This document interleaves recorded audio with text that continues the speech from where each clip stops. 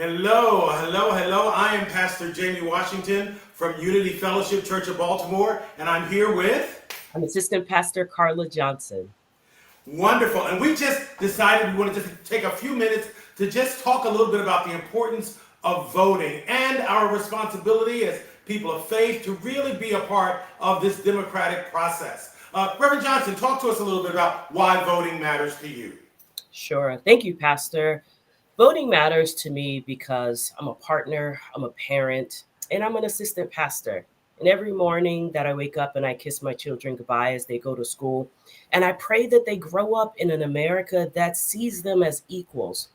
23 years ago, I couldn't legally marry my wife, but today I can.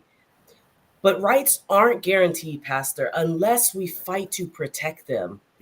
Our family story, like yours, is a part of a larger narrative that hangs in the balance on election day.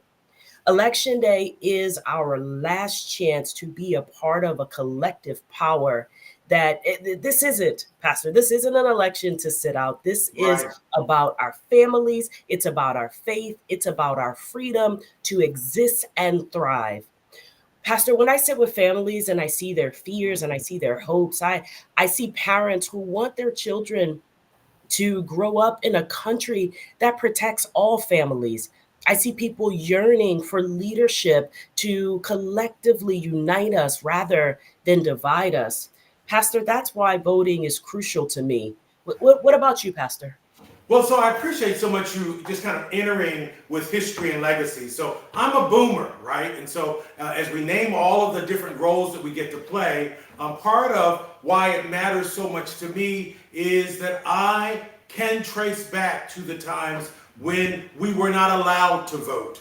I can remember, particularly as black people, I can remember what my grandparents and great grandparents had to go through and to navigate in order to be seen and to be heard. Where it was laws and where it was governments and it was policies and practices that shut us out, that disconnected us from our humanity, that did not honor who we are. And so for me, growing up as a child of the 60s, where I got up and I said the Pledge of Allegiance to the red flag every morning as we started our class, and then every assembly sang the Star Spangled Banner. And so this, and to the republic for which it stands, one nation under God, indivisible, with liberty and justice for all, for me, was the cementing of my responsibility as a citizen.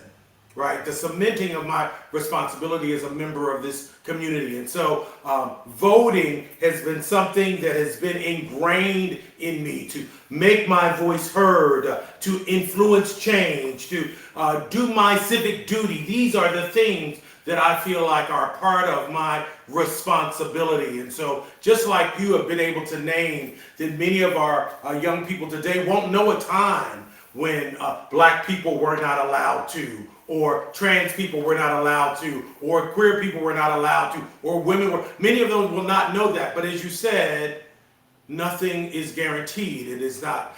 And that without participating in making our voice known, we don't help to create and shift a culture so that we can all matter. So again, I join you in the importance of us all getting out. And we're not saying in this space what your voice needs to be. We're saying that you do need to make your voice heard, and do that in an informed way. Keep in mind the world that you want to create for your children, your grandchildren, and beyond. And so, what do we want to say to them, Reverend Johnson?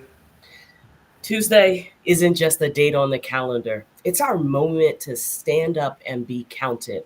The polls are open and your voice matters. My family and yours can't Yeah. afford us to sit this one out. So get to the polls, make sure you have an ID, grab a friend, and be counted. Because in America, every family counts, every vote counts. On election day, your vote has the power to shape our future. So let's make sure it does. Thanks so much.